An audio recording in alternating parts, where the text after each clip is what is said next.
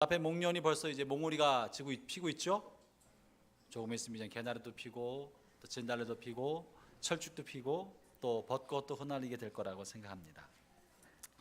광고 사항 중에 한두 가지만 제가 좀 더 말씀을 드리고자 합니다.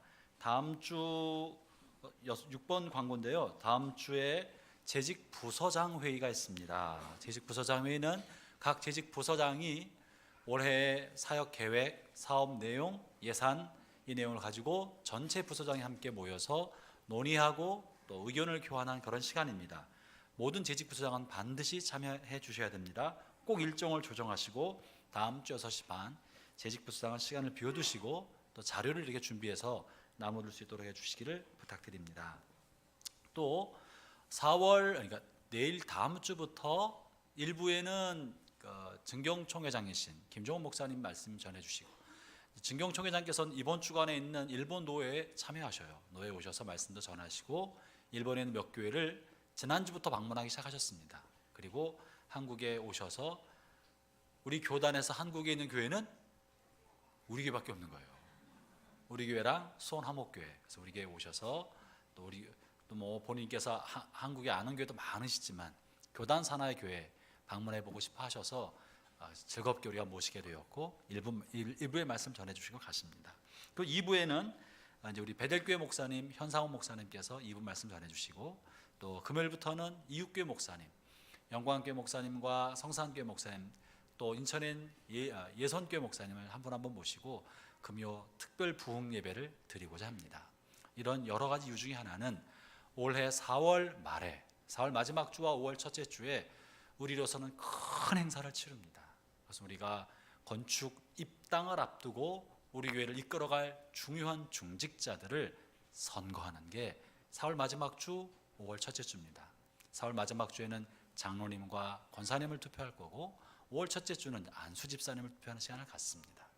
그런데 이분 투표할 때 그냥 내가 좋아하는 사람 찍는 것이 아니고 초대교회 때도 기도하고 금식하면서 성령께서 주시는 인도하시는 주께서 우리 교회를 위해서 누구를 세우기를 원하시는지 기도하면서 성령의 인도하심 받고 참으로 주께서 원하는 사람을 기름 부어 세우는 시간이 그 투표식이고 그리고 임직식입니다.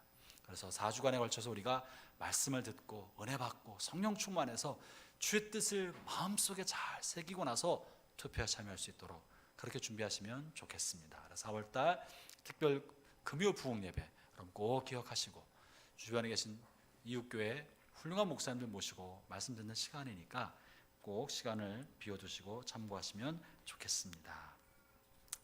저는 광고하신 것처럼 노회 끝나면 중부 지역에 있는 키후교회랑 하마마츠교회랑 나고야교회 세 개 교회를 방문하고 금요일 날은 나고야교회에서 말씀을 전하고 토요일 날 오게 됩니다. 저를 위해서도 기도해 주시기 바랍니다. 제가 한번 기도드리겠습니다. 하나님 아버지 감사합니다. 저희가 이제 주 앞에 나와 주님을 예배하며 또 주의 말씀을 듣고자 하오니 저희 마음을 열어주시고 마음으로 받고 기쁨으로 순종하고 하나님께 영광되는 저희가 되게 해 주옵소서. 예수님 이름으로 기도합니다. 아멘. 오늘 인도하시는 최 목사님께서 읽어주신 이 요한복음 1장 10절부터 13절까지 있는 말씀은 우리가 너무나 잘 알고 있는 말씀입니다.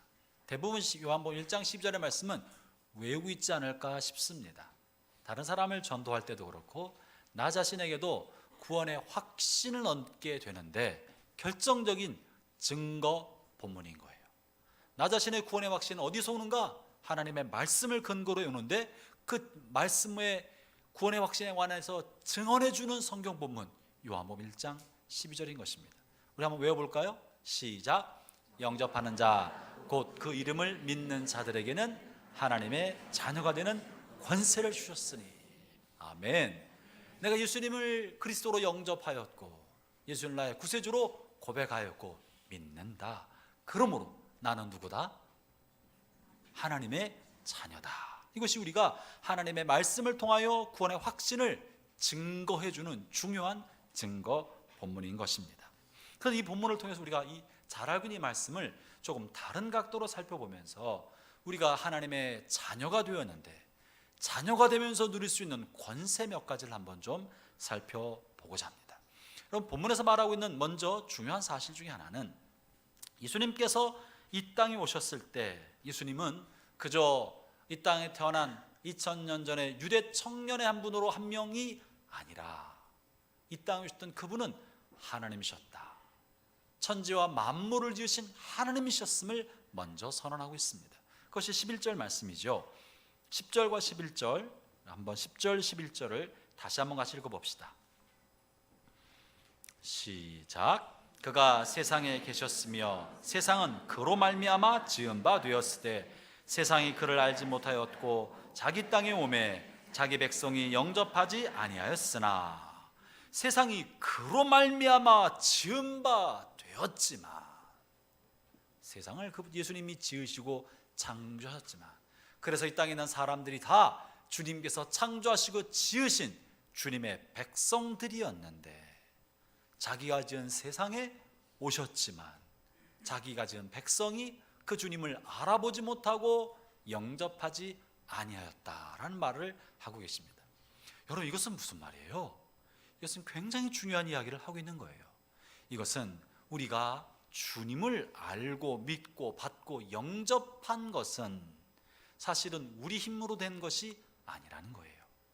이것은 사실은 주님께서 이 땅에 오셨을 때 피조물인 사람들이 예수님을 하나님으로 알아보지 못하게 주님께서 하신 거예요.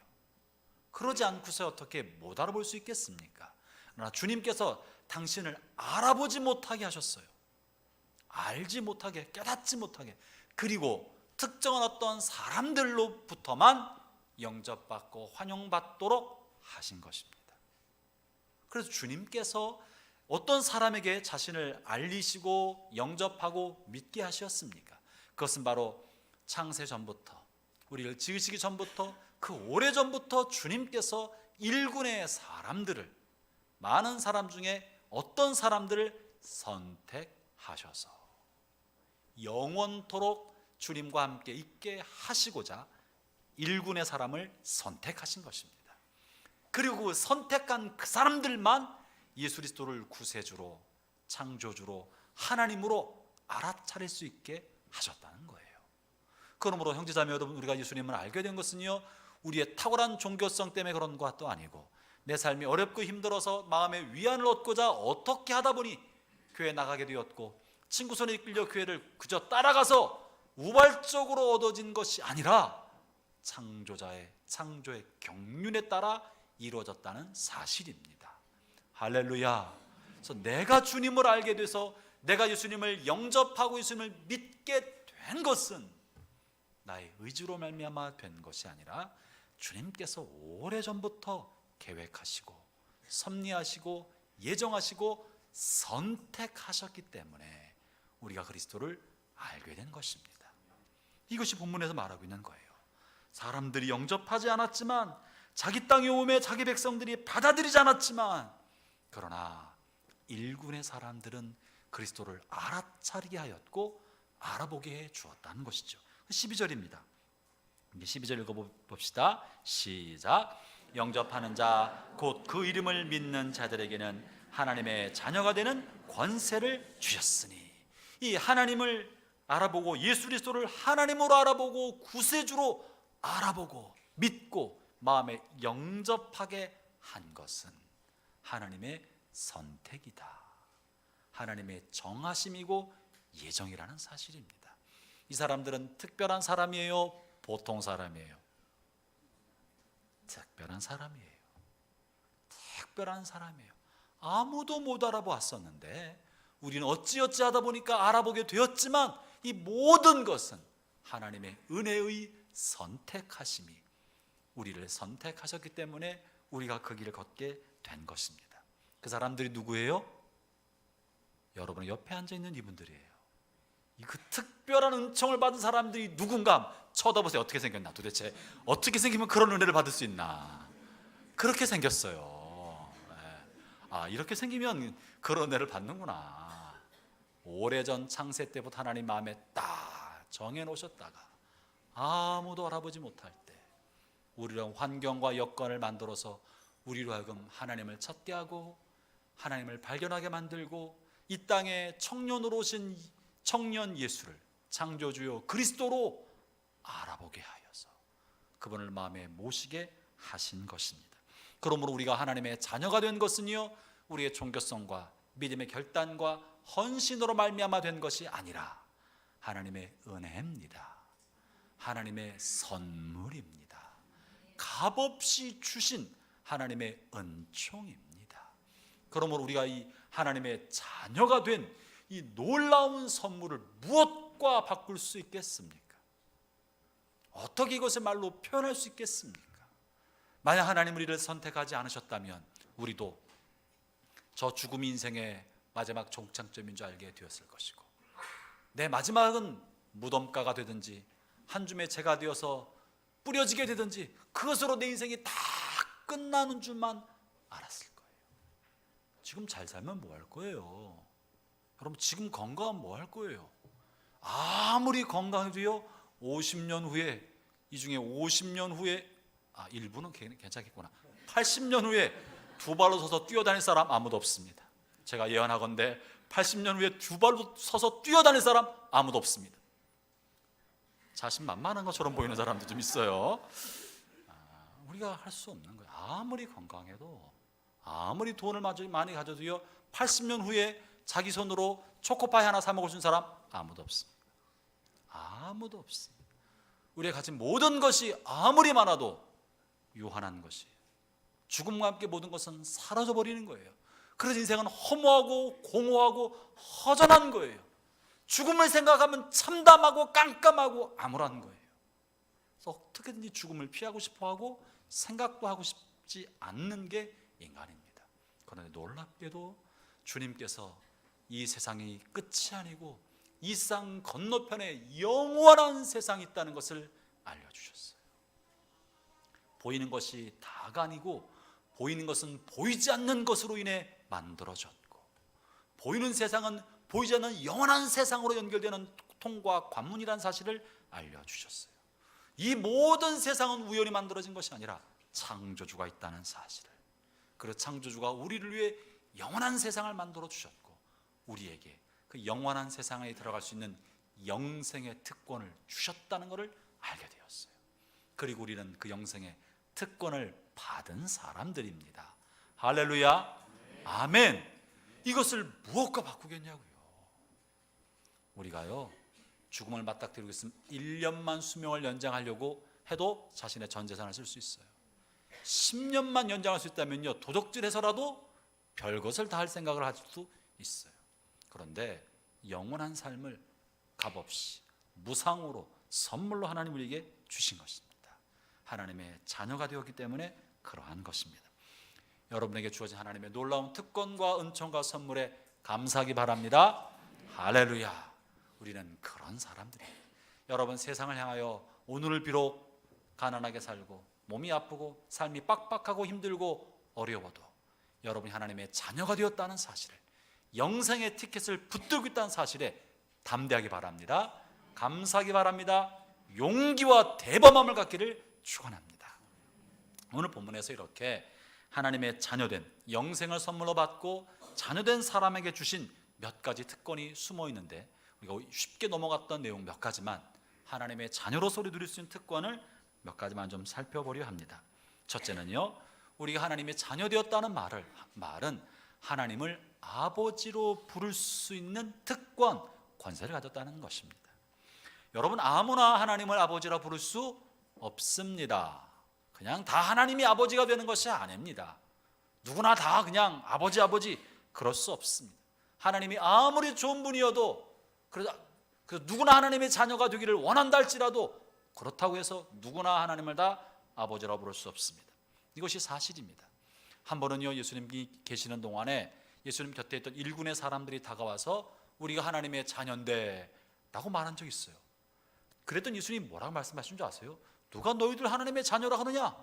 너희는 마귀의 자식이다. 너희 아비 마귀에게서 났다. 이렇게 단호하게 그 말을 끊은 적이 있었습니다. 아시나요? 의심의 눈초리로 쳐다보는군요. 성경 읽어봅시다. 요한복음 8장 42절부터 44절입니다. 요한복음 8장 42절부터 44절을 읽어보겠습니다.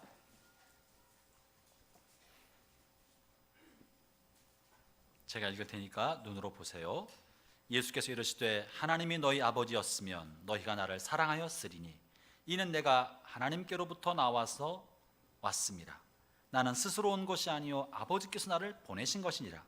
어찌하여 내 말을 깨닫지 못하느냐? 이는 내 말을 들을 줄을 알지 못함이로다.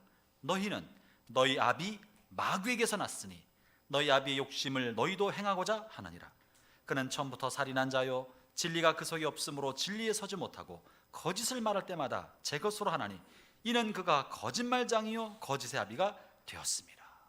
여러분, 일군의 사람들이 자신을 하나님의 아들이라고 말하니까 누가 너희들이 하나님의 아들이 아닌 까닭이 뭔 줄 아느냐? 나를 믿지 않는 까닭이다. 하나님으로부터 나를 믿지 않고 받아들이지 않는 걸 보니까 하나님의 자녀가 아니라 마귀 자녀다. 네 아버지의 속성은 거짓말하고 살인하고 폭력하고 악을 행하는 것인데 어쩜 너희는 하는 행위가 꼭 네 아비 마귀를 닮았다, 이런 말씀하시는 거예요. 여러분, 모든 사람이 다 하나님을 아버지라고 부를 수 있는 것이 아닙니다. 누구만 할 수 있어요? 예수님을 그리스도로 알아본 그 사람이 그리스도로 알아봤기 때문에 하나님을 아버지라고 부를 수 있는 것이 아니라 하나님 이미 자녀로 택정하셨기 때문에 그 마음에 예수 그리스도로 알아보고 그리스도를 구세주로 모실 수 있게 된 것입니다. 그러므로 하나님을 아버지로 부를 수 있다는 것은요, 놀라운 특권입니다. 큰 은혜입니다. 말로 할 수 없는 권세인 것입니다. 우리가 아버지라고 부르는 하나님은 술주정뱅이가 아닙니다. 우리가 아버지라고 부르는 하나님은 자기 마음대로 하는 폭군이 아닙니다. 우리가 아버지라고 부르는 하나님은 좋으신 분이십니다. 자비로운 분입니다. 우리의 연약함과 우리의 잘못과 우리의 실수를 대신하여 친히 자기의 생명을 십자가에 던지신 분이십니다. 우리가 아버지라고 부르시는 그 하나님은 우리의 죄를 심판하는 심판자의 불꽃 같은 눈으로 우리를 책망하는 분이 아닙니다. 우리가 아버지라고 모시는 하나님은 우리의 허물과 약점과 잘못을 그저 덮어주고 싶어 하시는, 가슴에 품고자 하시는, 자기가 대신 지고자 하시는 좋으신 아버지이십니다. 여러분은 좋은 아버지를 전능하실 뿐 아니라 그 인품과 성격과 성품이 탁월하고 신실하고 좋으신 분을 아버지로 모시고 있습니다. 할렐루야. 이 얼마나 큰 축복입니까? 여러분 아세요? 우리 아이들도요, 우리 아버지가 자랑스러우면 학교나 유치원 가면 자랑하는 거 아세요? 자랑하는 거 아세요? 우리 애들이 그러더라고요. 우리 애들이 중국에 있을 때는, 중국은 도시가 적었어요. 단동이라는 도시는 교민들이 서로 다 알고 지내요. 교회는 단동 한인교회, 제가 섬겼던 교회 딱 하나밖에 없어요. 그러니까 제가 나이가 30대 후반에 담임 목사로 갔는데 30대 후반에 거기 사시는 분들은 뭐 50대, 60대, 70대 어르신들이 절비했어요. 저만한 젊은 사람은 별로 있지도 않아요. 그런데 교회 담임 목사니까 예를 갖춰주고 존중해주고 그 한인사회 유지로 대우해 주는 거예요. 젊어도. 그러니까 어디 가나 우리 아이들 보면 네가 백 목사님 딸이구나 막 이뻐해 주고 귀여워해 주는 거예요. 그래서 애들이 우리 아빠가 목사다? 우쭐하고 살았어요. 한국에 왔더니 아무도 안 알아주는 거예요. 한국에 구리에서 목회할 때 아무도 안 알아주는 거예요. 그래서 너무 속이 상해서 어느 날 애들이 학교 다니면서, 초등학교 다닐 때, 저학년 때 자기를 아무도 이뻐해 주지 않아. 동네 사람 아무도. 그러니까 뭔가 좀 드러내고 싶어서 친구한테 그랬대요. 지나가면서 친구한테, 우리 아빠 목사다? 아이들 반응이 어떻겠어요? 그런데 애가 얼마나 상처받고 왔는지 몰라요.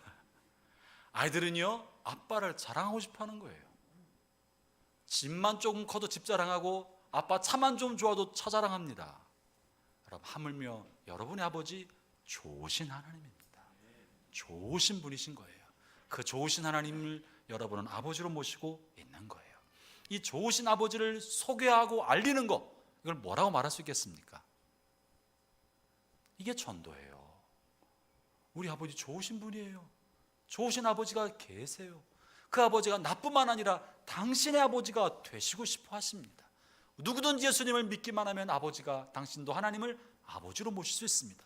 좋으신 아버지를 자꾸 자랑하고 싶은 거 전도예요. 선교인 거예요. 그리고 좋으신 아버지 앞에 자꾸 가까이 나가는 거, 그 아버지와 대화하고 문을 열고 말을 하고. 여러분 자녀들도 그럴 거예요. 여러분 방에 있거나. 근데 저는 이제 목양실이 있으니까 지금 우리 사무실이 불편해서 떨어져 있지만, 전에 있던 우리 옛날 구성전에서도 저희 아이들이 제 방에 들어올 때 노크하고 아버님 제가 들어가도 될까요? 하고 들어오겠어요? 아니면 아빠! 하고 문 열고 들어오겠어요? 경험이 없으시나요? 노크하고 들어온 적이 없어요. 아무 때나 문 열고 들어오는 거예요.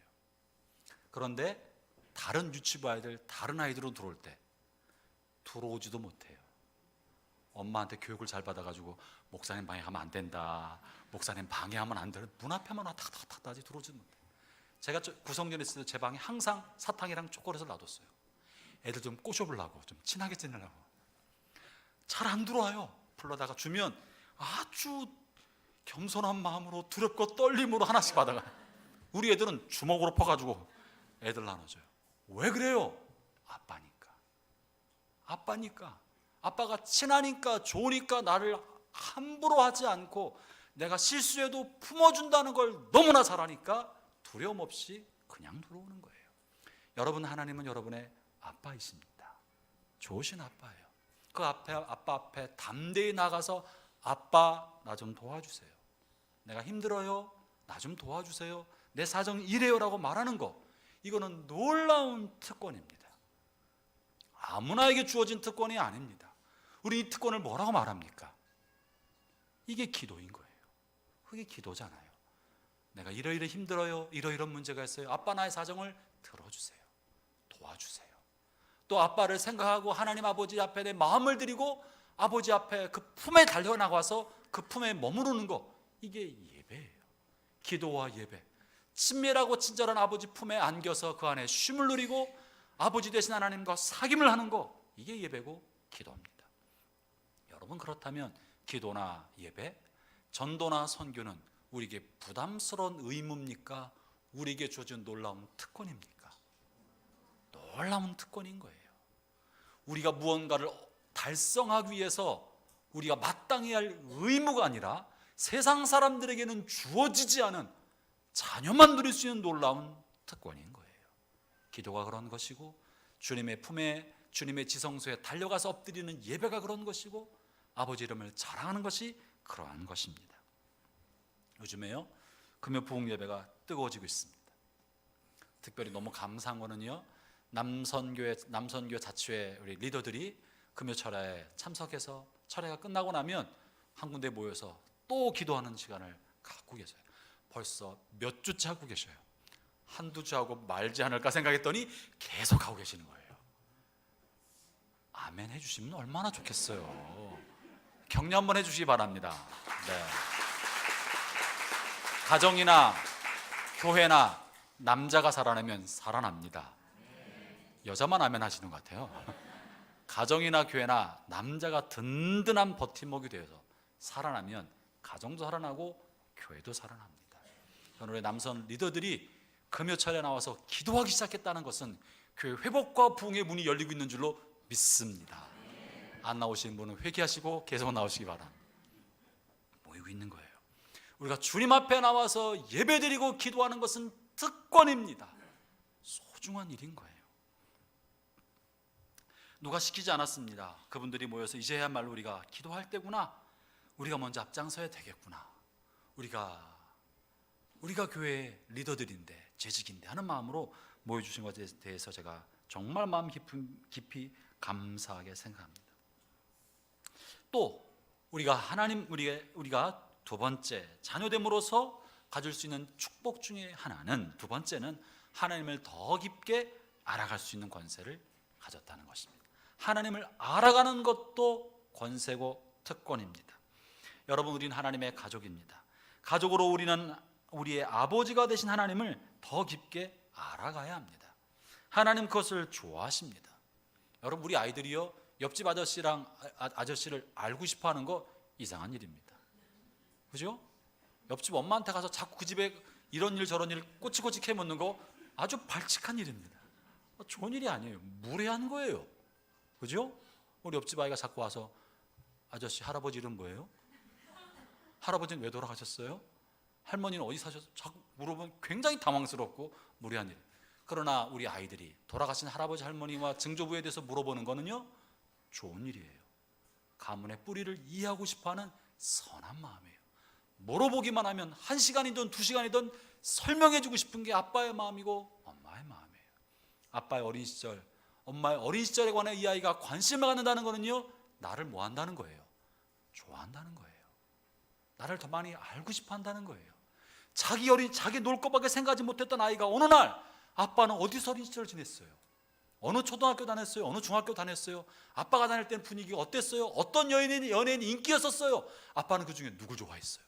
이거는 나를 더 깊게 알고 싶어하는 나에 대한 지극한 관심을 보여주는 것 아니겠습니까?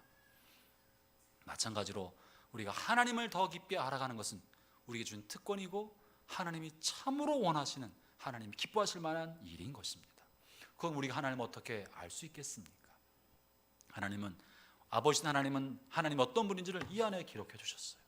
성경은 사실은 불신자들에게 주신 글이 아닙니다. 성경은 유대인들에게 준 것이고 신약 성경은 믿음의 백성들이 준 거예요. 불신자 읽는 책이 아니에요.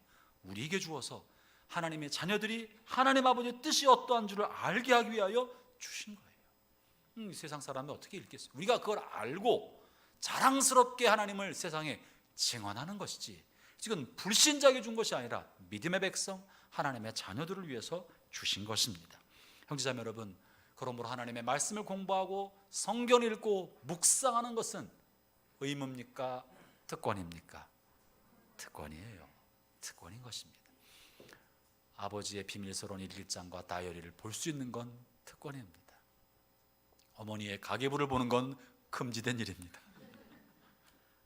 우리가 하나님을 더 깊이 알아가는 것은 좋은 것입니다.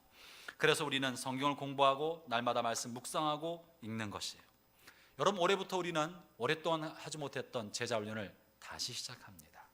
이제 4월부터 제자훈련을 하려 합니다.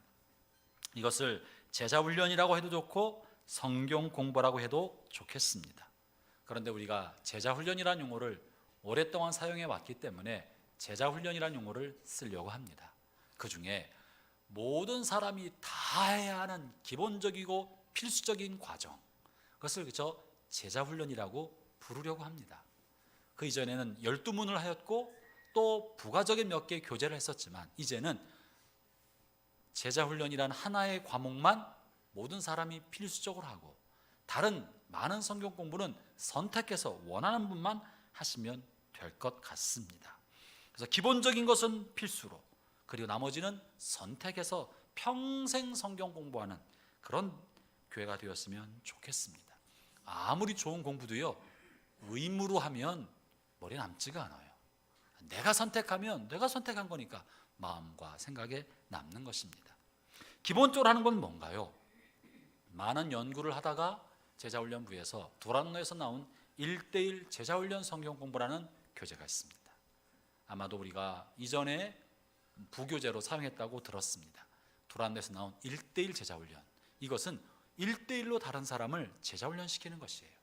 말씀을 통해서 삶을 나누며 함께 말씀 그대로 함께 실천하면서 가르치는 양육자와 배우는 두 사람이 자유롭게 시간을 정하고 자유로운 장소에서 아무 때나 두 사람만 따로 만나서 15주간을 하나하나 말씀과 함께 삶을 나누는 성경 공부를 실시하는 것입니다.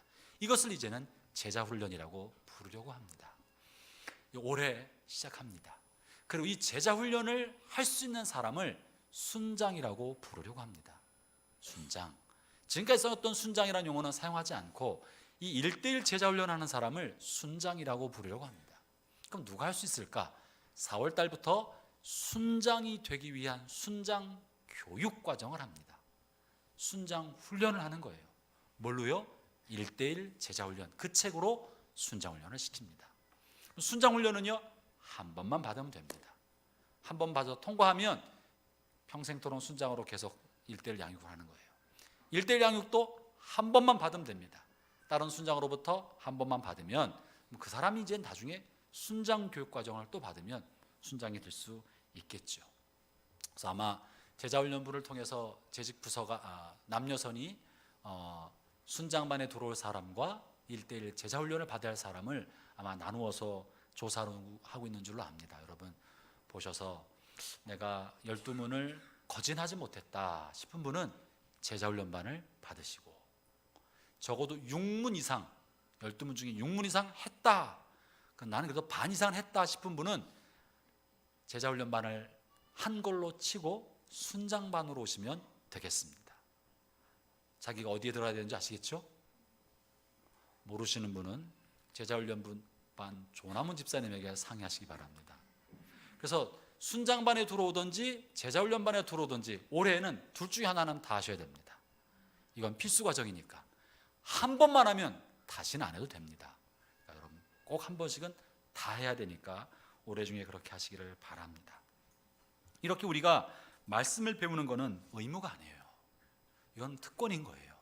하나님을 더 알아갈 수 있는 특권이고 권세인 것입니다. 세 번째는 우리가 하나님께 무엇이든지 기쁘게 드릴 수 있는 권세가 있습니다. 무엇이든지 하나님께 드리는 거예요. 여러분, 아버지는 자녀의 섬김을 기쁘게 받습니다. 남이 주는 선물은 기분이 좋을 수도 있지만 사실은 부담스럽습니다. 남이 주는 선물은요 부담스러워요. 그러나 자녀가 주는 선물은 이 기쁜 거예요. 다른 사람한테 받는 선물은 조금 빚진 마음이 들어요. 나도 언젠가 갚아줘야 되는데, 여러 가지 마음이 들게 만들고, 왜 받을까? 잘못하면 선물은, 잘못하면 뇌물이 돼요. 어떤 분이 그러더라고요. 선물과 뇌물의 차이가 뭔가? 선물은 선뜻 주면 선물이고 뇌물은 뇌를 굴리면서 주는 거는 뇌물이라고 그러더라고요. 내가 받을 때 선뜻 받는 건 선물이지만 나도 뇌를 굴리면서 받게 되는 건 뇌물일 가능성이 많은 거예요. 근데 이 관계가 불분명하단 말이죠. 그래서 부담스러운 거예요. 그렇기 때문에 다른 사람으로부터 받는 선물은 좀 불편하지만 자녀들이 주는 선물은요 급이 다른 거예요. 왜 그렇습니까? 내가 이 아이에게 이미 엄청난 걸 주었거든요. 내가 이 아이가 나에게 뭘 줘, 내가 준 게 훨씬 더 많기 때문에 이 아이로부터 선물을 받는데 불편한 것이 없는 거예요. 사실은 제가 좀 팔불출 노릇을 하겠습니다. 지난 겨울에 날씨가 좀 추웠습니까? 특세하는 동안에 날씨가 너무 추웠어요. 근데 어떤 분이 롱패딩을 입으면 무릎까지 따뜻합니다 그러더라고요. 한번 빌려 입어봤어요. 정말 따뜻하더라고. 그래서 롱패딩을 저희 딸아이한테 아빠 새벽기도 갈 때 롱패딩 좀 빌려줘라 그랬더니 아이가 자기도 이제 학교 가야 되니까 이제 저랑 이제 어려운 거예요.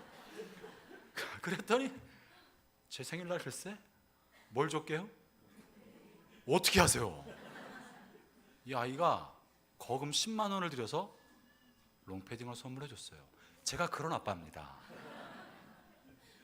그 10만 원 엄마 아빠한테 받은 돈 아니고요, 지 용돈을 모으고 모아서 10만 원이 조금 넘는 롱패딩을 사줬어요. 제가 그거 입고 다녔어요. 제가 받으면서 부담스러웠을까요? 굉장히 기분이 좋았을까요? 대단히 행복하고 기분이 좋았어요.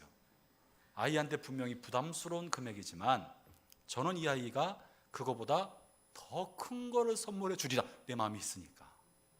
10몇만 원짜리를 받으면요 제가 그 정도 갚아주겠어요? 더 갚아주겠어요? 아무리 어려워도 더 갚아주려 하는 거예요. 몇 배로 더 주고 싶은 거예요. 이 아이가 얼마나 헌신한 줄 아니까 더 주고 싶은 게 부모의 마음입니다. 그런데 만약에 옆집 아이가 저한테 롱패딩 들고 왔으면 이거 굉장히 이상한 일이에요. 굉장히 이상한 일이에요. 받을 수 없는 거예요. 이상한 일인 거예요. 여러분, 우리가 하나님을 향해 무언가 즐거이 드릴 수 있는 것은 의무가 아니라 특권입니다. 권세인 거예요. 아무나 하나님이 받지 않으십니다. 저게 또 뇌물 주는 거 아닌가 이런 생각일지도 몰라요. 하나님도 받지 않으십니다. 그러나 자녀가 나를 사랑하신 그 사랑에 감사하고 고맙고 무언가 하나님을 향해 내 마음에 감사와 사랑을 표현하고 싶어서 때로는 힘에 지나도록 벅차지만 기쁘게 주님께 드린다면 주님 것을 감격하고 팔불출되도록 자랑하면서 주님 마음에 담지 않으시겠습니까? 우리가 주님께 뭘 드리는 것은 특권입니다. 권세이신 것입니다.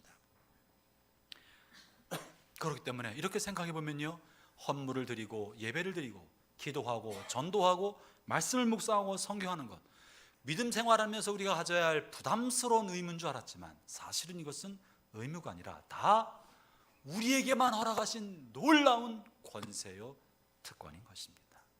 여러분의 삶에 하나님이 여러분을 위해 만들어 놓은, 창세전부터 만들어 놓은 이 자녀됨의 권세와 이 놀라운 특권을 날마다 여러분의 삶에 누리게 되기를 축원합니다.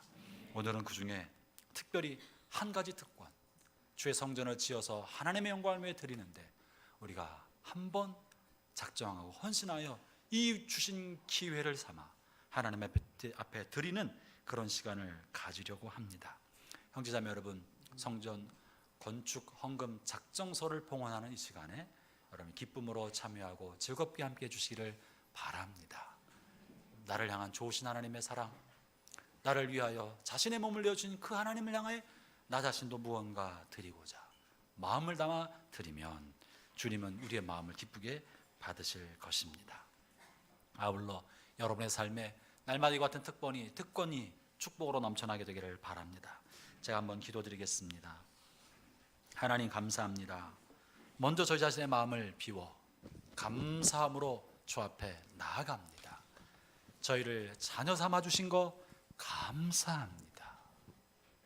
저희로 하여금 주님을 예배하도록 친밀함 가운데 불러주신 것 감사합니다. 저희가 비록 적은 것이라도 마음을 담아 드리는 예물을 주님이 기쁘게 받으신다 하시니 감사합니다. 주님, 오늘 특별히 이제 성전 건축 헌금 작정서를 드리고자 합니다. 이 가운데 오셔서 주님이 마음과 우리의 삶을 받으셔서 영화롭게 하여 주옵소서. 예수님 이름으로 기도합니다. 아멘. 여러분, 이 시간에 주보 안에 작정서가 있습니다. 작정서를 한번 꺼내보시겠습니까? 아마 집에서 작정서를 이미 써오신 분도 있으리라고 생각합니다. 그 작정서에 양쪽에 쓰시기를 바랍니다. 부부는 하나만 쓰셔도 됩니다. 두 개를 따로 쓰시면 두 개 다 하는 걸로 계산될 수 있으니까 하나만 쓰셔도 되고, 두 분이 따로따로 각자 하겠다고 생각하시는 분은 따로 내셔도 될 것이라고 생각합니다. 작정서를 양쪽에 교회 제출용과 본인용을 써서 기록해 주시기 바라고요. 작정서 쓰고자 하는데 볼펜이 없으신 분은 손을 들어주시면 저희가 나눠드리도록 하겠습니다. 안내 집사님들은 다니시면서 볼펜을 좀 나눠드리시죠. 손을 들어주시면 좋겠습니다. 그리고 오늘은 우리가 늘 있는 시간이 아니기 때문에 어떻게 우리가 하나님 앞에 봉헌할까 하다가 헌금 바구니를 돌리지 않기로 하였습니다. 오늘은 우리에게도 소중한 날이고 정말 나의 삶에도 피 같고 살 같은 귀한 것을 떼어드리는 거예요. 쉽게 드린 사람 아무도 없는 줄 압니다. 그래서 마치 마리아가 자신의 옥합을 주님 발 앞에 깨어드리는 마음으로 제단에 올라와서 주 앞에 한 사람 한 사람 넣고자 합니다. 혹 어떤 분은 헌금 작정이 준비되지 않은 분도 있으리라고 생각합니다. 그래서 일반 헌금 시간과 같이 합니다. 여러분 준비하신 주일 헌금, 감사예물, 여러분 준비하신 예물도 이 시간에 함께 넣으시면 되겠습니다. 이러저런 이유로 깜빡이고 아무것도 준비하지 못하신 분도 괜찮습니다. 그냥 앉아있기 뭐 하시면 빈 작정서를 들고 마음만 담아서라도 내기를 바랍니다. 아직은 내가 마음이 준비되지 않아서 오늘은 마음만 드립니다. 다음에 다시 한번 제가 작정하겠습니다. 그러셔도 되겠습니다. 다만 한 가지 부탁드릴 것, 마음만 담아드리는 분은 이름을 쓰지 않아도 되는데 헌금 작정서를 쓰신 분은 반드시 기명으로 해주시기 바랍니다. 오른손이 아닌 왼손이 모르게 한다고 그냥 무명으로 하시면 곤란하고 기명으로 해서 제출해 주시면 좋겠습니다. 우리 찬양하면서 우리 안내하신 분이 안내해 주실 거예요. 제일 먼저 이쪽과 이쪽 부인들이 나오셔서 복도에 나오셔서 한 분씩 한 분씩 단에 오르셔서 헌금함에 봉헌함에 넣어주시고 자리로 내려가시면 되겠습니다. 가능하면 부부가 같이 나오시면 제일 좋겠습니다. 제가 한 번만 더 기도할게요. 여러분 다 쓰셨나요? 한 번 더 기도하겠습니다. 하나님 아버지, 저희가 주님께 드립니다. 저희를 받아 주시옵소서. 예수님 이름으로 기도합니다. 아멘. 내게 있는 모든 것을 아낌없이 바치네. 사랑하고 의지하며 주만 따라 살리라. 주께 드리네.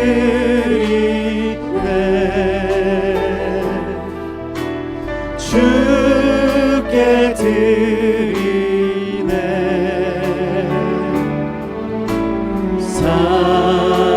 사랑하는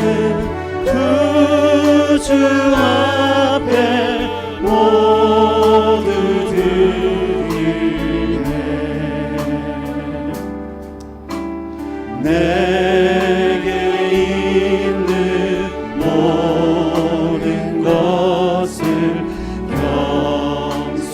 겸손하게 드리네. 세상 욕심 멀리하니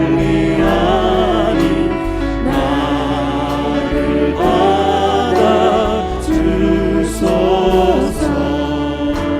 주께 드리네. 주께 드리네.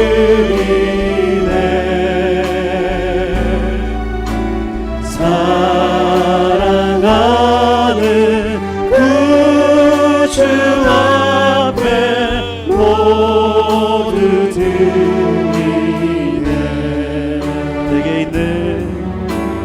내게 있는 모든 것을 주를 위해 드리네. 주의 성령 충만하게 내게 내려 주소서. 주께 드리네. 주께 드리네.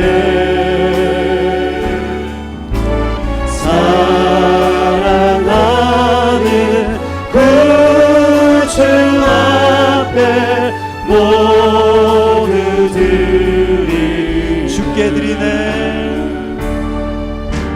주께 드리네. 주께 드리네.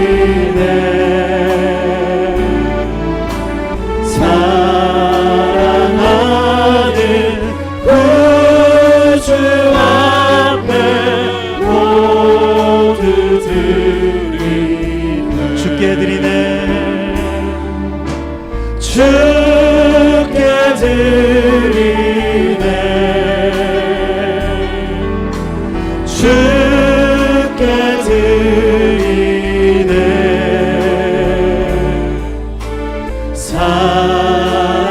사랑하는 구주 앞에 모두 드리네.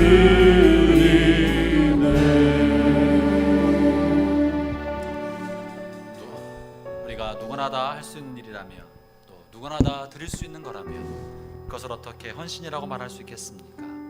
아무나 할 수 없는 것이기 때문에, 누구나 다 할 수 없는 일이기 때문에 그것을 헌신이라고 말할 수 있는 것입니다. 여러분, 오늘 여러분에게도 귀중한 여러분의 살과 피와 땀이 서려 있는 삶의 중요한 일부분을 하나님과 그의 성전을 위하여 주 앞에 기꺼이 드리셨습니다. 쉽지 않았기 때문에 헌신이라고 할 수 있습니다. 주께서 막달라 마리아가 마치 주변 사람들이 볼 때는 낭비인 것처럼 여겨지는 그 한평생 모아온 전 재산과도 같은 결혼 자금인 순전한 나드 한 건을 아낌없이 발등에 끼워 버렸습니다. 욕심 많았던 가룟 유다는 이것을 보고서 왜 낭비하느냐, 차라리 좋은 일에 쓰지, 이렇게 말하였습니다. 또 주변에 어떤 사람은 너는 어떡하려고 그렇게 하느냐, 네 앞가림도 해야지, 온갖 말을 많이 했을 것입니다. 그러나 주님께서는 그런 막달라 마리아를 보면서 잘하였다고 칭찬해 주었고 나의 죽음을 예비했다고 말해 주었습니다. 뿐만 아니라 이 복음이 전파되는 곳이라면 어디든지 이 여인의 헌신도 전하여 줄 것이라고 말하였습니다. 사람들은 이해하지 못했지만 주님은 마리아의 마음을 아셨고 그 헌신을 귀히 여겨서 복음이 전파되는 곳마다 이 아름다운 헌신 이야기가 전파될 것이라고 하셨던 것이죠. 우리는 우리의 삶에 귀중한 것을 주님께 드렸습니다. 이것이 주님 앞에 귀하게 연락되었을 것이라고 믿습니다. 다시 한번 이 찬양 1절만 다시 하고 하나님 앞에 봉헌 기도를 드리도록 하겠습니다. 다 같이 일어나서 1절만 다시 하겠습니다.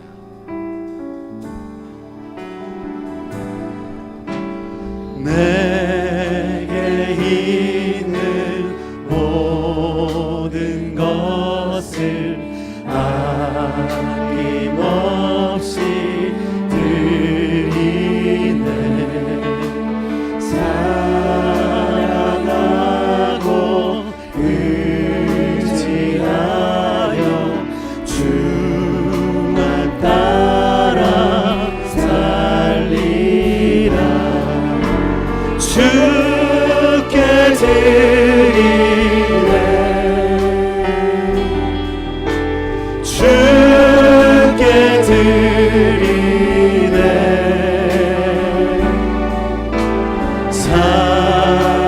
사랑하는 구주 앞에 모두 드리네. 하나님 아버지, 우리가 주 앞에 정성을 모아서 마음을 담아서 주의 성전을 짓는 데 쓰도록 또 하나님의 영광의 도구가 되도록 우리와